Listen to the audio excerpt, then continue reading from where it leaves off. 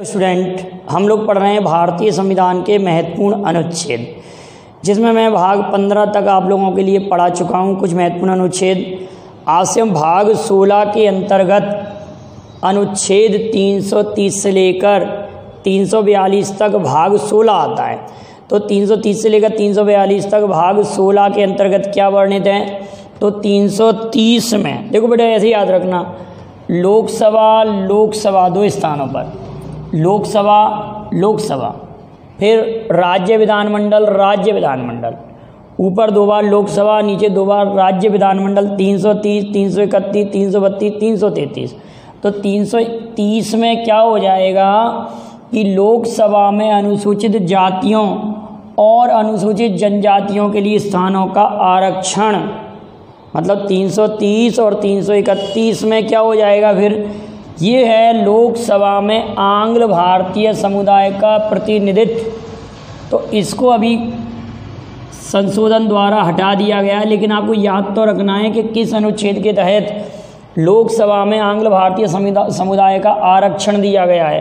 तो अनुच्छेद 331, 330, 331, फिर 332 में क्या हो जाएगा? राज्य विधानमंडलों में, 332 में राज्य विधानमंडलों में अनुसूचित जाति जनजातियों के लिए आरक्षण है।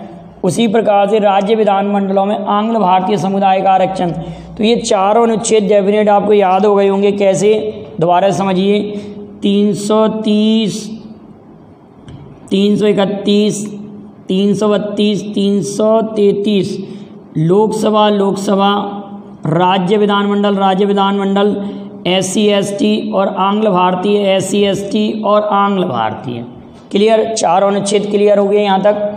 अब आता है कि भाग अनुच्छेद 333 राज्यों की विधानसभा तक, यहाँ तक तो हो गया। अब 334 आएगा, स्थानों के लिए आरक्षण और विशेष प्रतिनिधित्व का 50 वर्ष के पश्चात ना रहना। ये अनुच्छेद 334 कहता है कि 50 वर्ष के बाद आरक्षण का चेंज होना या आरक्षण का बदलाव हो सकता है। ये अनुच्छेद 324 में दिया है। 335 में सेवाओं और पदों के लिए अनुसूचित जातियों और जनजातियों के दावे, मतलब कोई भी भारतीय सेवा सरकारी नौकरी में क्या क्या दावे वो पेश कर सकते हैं, SC ST, उसका वर्णन है। अब आता है अनुच्छेद 340, वेरी वेरी इंपॉर्टेंट अनुच्छेद 340, 341 और 342, तीनों को अब याद रखना। सबसे पहले आएगा अल्पसंख्यक, फिर SC, फिर आएगा ST। पहले आएगा अल्पसंख्यक, फिर SC, फिर ST। तो 340 में पिछड़े वर्ग की दशाओं में अन्वेषण के लिए एक आयोग गठन करने की चर्चा है, जिसके तहत पिछड़ा वर्ग आयोग गठित किया जाता है। तो क्वेश्चन ऐसे बनता है कि भारतीय संविधान के किस अनुच्छेद के तहत पिछड़ा वर्ग आयोग गठित किया जाएगा? अनुच्छेद 340 के तहत।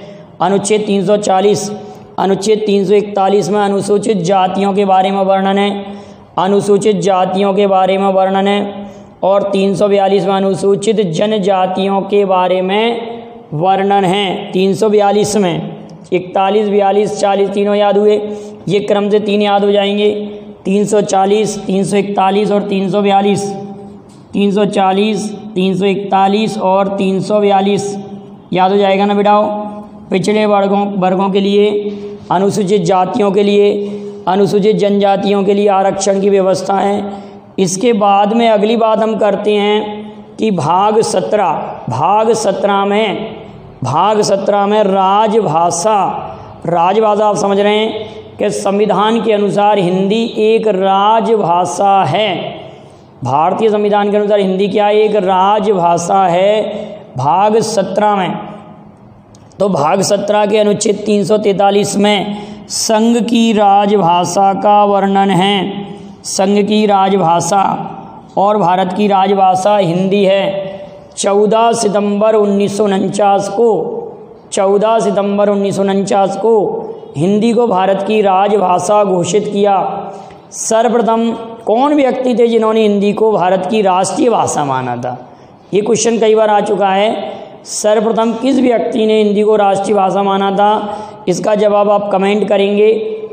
इसका जवाब कमेंट करेंगे ना कि सर्वप्रथम हिंदी को राष्ट्रीय भाषा किसने माना था, किस समाज सुधारक ने माना था। तो यहाँ पर हमारे पास बात आती है कि अनुच्छेद 343 में संघ की राजभाषा हिंदी होगी। 14 सितंबर 1949 को घोषणा हुई।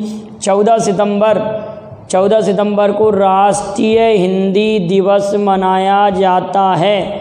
14 सितंबर को राष्ट्रीय हिंदी दिवस मनाया जाता है। एक बात और याद रखेंगे, 10 जनवरी को विश्व हिंदी दिवस मनाया जाता है, क्योंकि 10 जनवरी 1975 को पहला विश्व हिंदी सम्मेलन नागपुर में संपन्न हुआ था। इसी कारण 10 जनवरी को विश्व हिंदी सम्मेलन मनाया जाता है।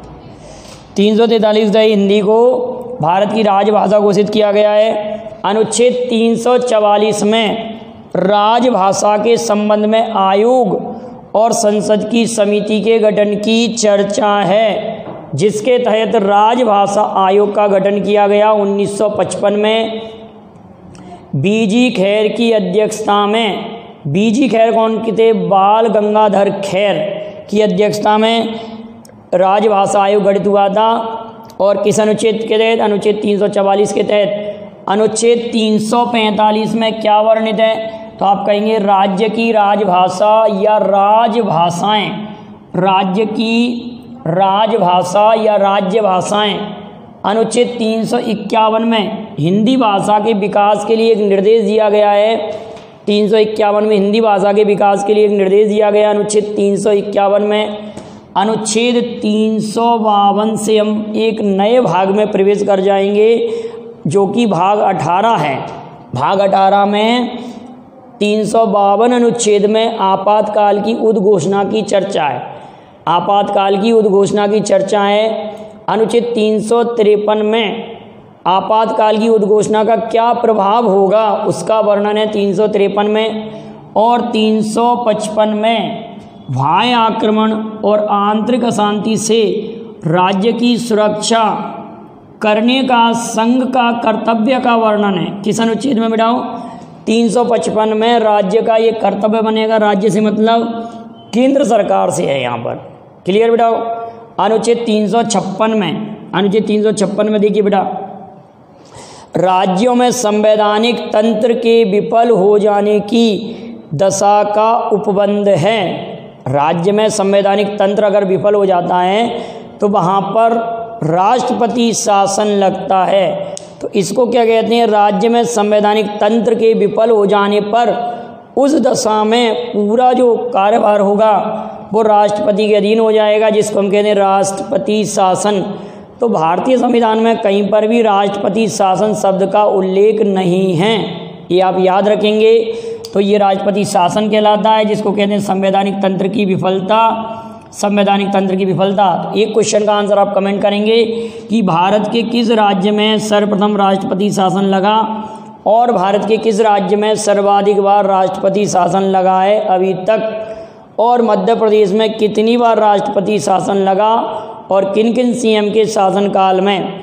अब इसमें हम कमेंट में पूछे गए क्वेश्चनों के जवाब देते हैं। यहाँ पे लिखा हुआ है समान सिविल संहिता। समान सिविल संहिता किस अनुच्छेद के तहत है? तो आपको ये तो मालूम होगा, इसका आप कमेंट करेंगे। ये गोवा राज्य में लागू है। लेकिन जीएसटी परिषद का वर्णन वेरी वेरी इंपॉर्टेंट है। जीएसटी परिषद के पहले अध्यक्ष तो अरुण जेटली थे, लेकिन वर्णन है 279A 279A में। वर्तमान में 25 उच्च न्यायालय हैं 25 उच्च न्यायालय हैं, लेकिन कई बच्चों ने 25 उच्च न्यायालय का वर्णन नहीं किया कि 25 उच्च न्यायालय कौन सा है। इसको आप कमेंट कीजिए सभी लोग कि 25 उच्च न्यायालय कौन सा बना। यूपीएससी की पहली महिला अध्यक्ष रोज विलियम मैथ्यू। कौन? रोज विलियम मैथ्यू।